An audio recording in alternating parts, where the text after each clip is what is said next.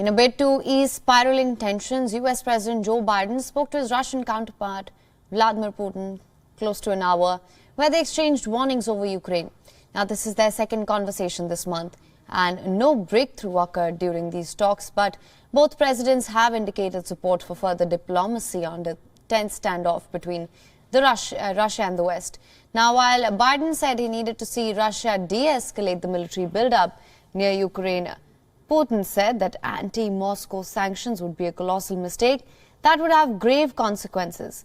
Despite the talk of diplomacy, officials on both sides later described that the tone of the call was confrontational and that neither side admitted to any significant progress towards a resolution.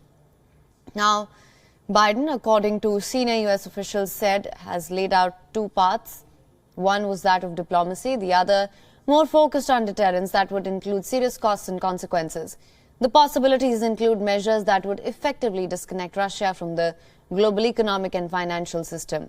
The call between the two leaders for now has set the stage for lower-level engagements between the two countries, the first of which is scheduled on the 10th of January, an in-person security meeting between US and Russian officials in Geneva, followed by a Russia-NATO session on the 12th of January, and then a broader conference including Moscow, Washington, and other European countries on 13th of January.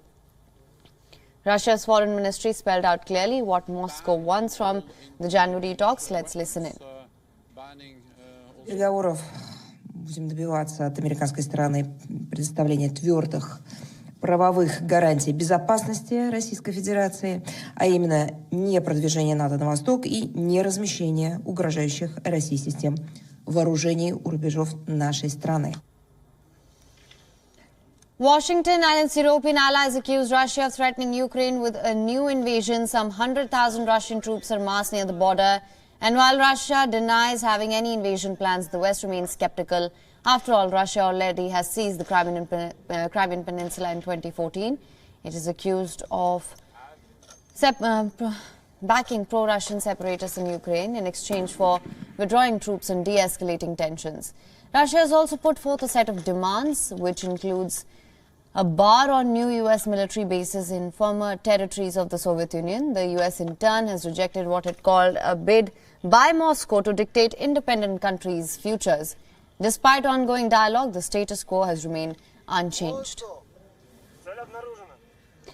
Now, we were earlier joined by Spencer Critchley from California, author of Patriots of Two Nations and former communication advisor for Barack Obama's presidential campaign. Let's listen in.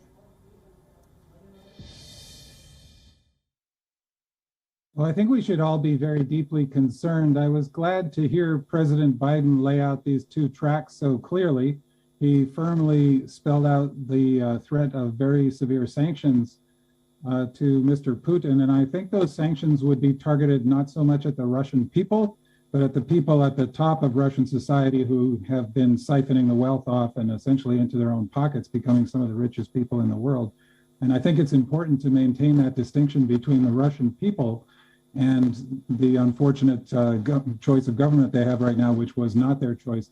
On the other hand, if there is a choice to go down the diplomatic route, Mr. Biden made it very clear that that is wide open.